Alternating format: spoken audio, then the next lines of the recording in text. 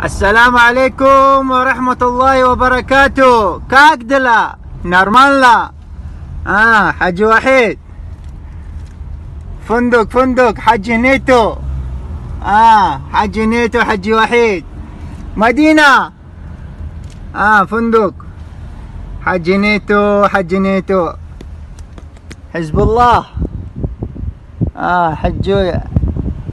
حج نيتو حجي Россия нету, проблема большая. Спасибо большое, حجي Россия. حجي нету, проблема большая, والله. Спасибо большое. Пока. Я люблю Россия, я люблю. اليوم أكملت لكم دينكم وأتممت عليكم نعمتي ورضيت لكم الإسلام دینا. عرفات این صداهای بودن که پیامبر محمد صلی الله علیه و سلم بلال را امر کرد تا مردم را برای خودش ساکت بنشانانند، تا اینکه هر لحظه در این موضع از جانب پروردگار توسط جبریل امین به محمد صلی الله علیه و سلم وحی می آمد. یکی از همین آیات ها آخرین آیات احکامی کتاب الله بود که به پیامبر صلی الله علیه و سلم در عرفات نازل شد. عرفات انا همون موضعی که در انا همین نیمه اول ماه ذوالحجه، خصوصا در دهه اولش در موسم ادای مناسک حج گردی پیامبر را 130,000 صحابی احاطه کرده بودند و پیامبر صلی الله علیه و سلم بر آنها درس دین و اخلاق می آموخت. عرفات هر لحظه که هر حج کننده اگر یاد عرفات را بکند دلش ریش می گردد. انا همون موضع، انا همون پاکترین و مقدسترین مکانی که در زمان مخصوص مقدس قدسیت پیدا می کند که در آنجا بنده دو دستش را برداشته به سوی پروردگارش طلب و التجا می نماید. بله، اون چیزی که اراده الله و خواست الله باشد انا همان خواهد بود. یفعل الله ما یشاء و یحکم ما یرید. و با مصیبت و فتنه و سنجش های نو بنوی که هیچ وقت این دنیای ما از اینها خالی نبودند، بار دیگر آن چیزی را که تقدیر کرده بود خداوند بر بالای عمر این دنیا بیامد و اینها صد شدن و معنی شدن که امروز حج کنندگان و زیارت کنندگان نتوانستند که در عرفات باشند، نتوانستند که امروز آخرین روزشان را در مینا باشند و امروز از مینا به کعبت الله بیایند. انا همین روز 13 ماه ذوالحجه روزی است که در مینا بودگی ها آخرین نفر و آخرین بار مینا را ترک میکنند و به کعبت الله می آیند و با همین حج فرضیشان را به اتمام میرسانند. رکنی از ارکان دینشان که به این دین با پررگی تمام نمی شود به اتمامش می رسانند. اگر توحید و اگر نماز و زکات و روزه داشتند، با انجام دادن آخرین رکن دینشان حج فرضی پیش پروردگارشان ارکان دینشان را کامل می کردند. انا همون روز، انا همین امروز بود که روز 13 ذوالحجه. ولی حیات دنیا هیچگاه خالی از مشکلات ها و مصیبت ها و سنجش های مصیبت آمیز و فتنه ها و بلاها نبود و این حیات همین گونه جریان دارد. کسی اگر در این بلاها و مصیبتها صبر را پیشه کند، نصیب خوشخبری از جانب پروردگارش خواهد شد. الله متعال میگوید و بشر الصابرین. خداوند متعال میگوید و الصابرین فی البأساء والضراء و حین البعث.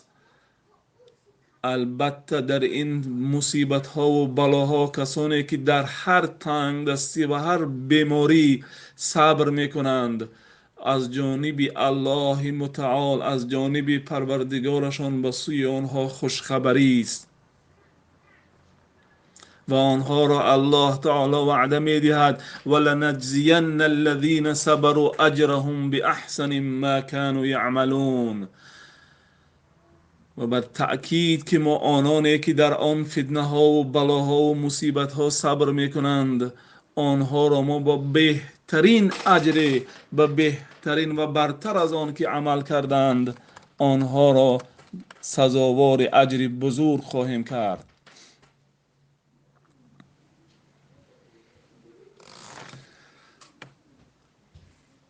آنی که برادران زیادی از این میپرسند خداوند کی ما را نصیب میکرده باشد که باز انا همان روزی را پیدا کنیم که قدم هایمان را در پاکترین و مقدسترین خانه، در خانه پروردگارمان بنماییم و خداوند ما را نصیب بگرداند که ما از جمله مهمانان میخواندگی و پذیرای میشدگی خانه پروردگارمان بگردیم. البته گذشتگان ما اگر چند از ادای این رکن دینی، از ادای مناسک حج محروم بودند، ولی هم هیچگاه ناامید نگشته بودند و همیشه دعا میکردند و همیشه دعا میکردند که خداوند راه حج را برای آنها کشاده بگرداند و آنها را نصیب بگرداند که از جمله مهمانان خانه پروردگارشان بشوند. بله، انا همان دعای گذشتگان ما بود برای نسل امروزه ما که خداوند برای ما میسر و آسان گرداند که امروز ما مدت قدم هایمان را در پی قدم های ابوبکرها و عمرها، عثمانها و علیها گذاشتیم. بله برادران، آنچه تقدیر خداوند است امروز ما باید که به آن صبر بکنیم و در برابر صبر داشتنمان باید همیشه دعا بکنیم. باید روزی را برای خود انتخاب بکنیم، همگی 2 رکعت نماز بخوانیم و بعد از نماز پیش پروردگار التجا بنماییم با دعا کردن چگونه گذشتگان ما این راه را گذشتند و این راه را کشادند. توسط دعا، با دعا کردن ما این راه را میکشاییم و انشاءالله باز لبیک گویان به خانه پروردگارمان خواهیم رفت. آنچه از حیات دنیا طبق حجت هایی که باید آماده کرده شوند برای ادای حج عمره، البته یگانه شرکت رسمی حج و عمره نزد اداره مرکزی مسلمانان روسیه بولگارتور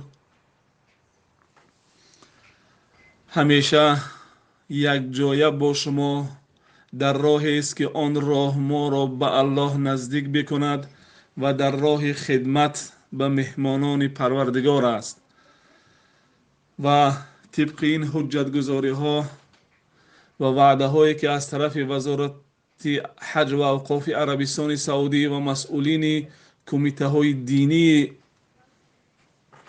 مسئول حج در روسیه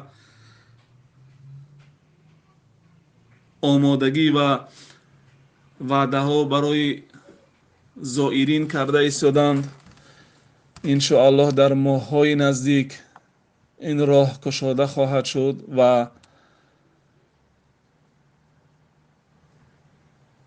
باز تعلیمات مناسک حج، آماده کردن و آموزش ادای مناسک حج شروع خواهد شد و مهمانان خداوند و زائرین لبیک گویان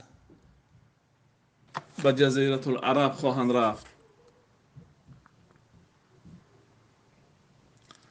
امید بستن و امید کردن به این که آینده ما آینده خیر است، برای ما عبادت است.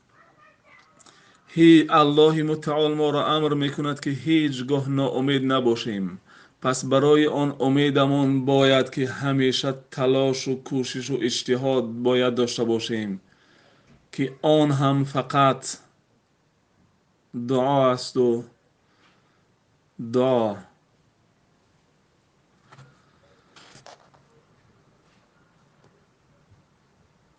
انشاءالله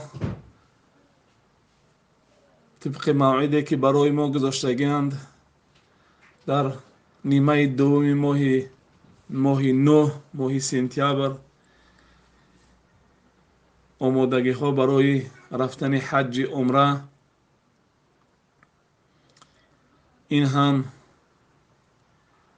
یک بشارت و یک خوشخبری است برای، زیرا این هم به خاطر انجام دادن یک عبادت بزرگ خواهد شد و انشاءالله با تواضع و زاری و التجا از پروردگارمان دعا میکنیم که خداوند آن روز را برای ما بیارد.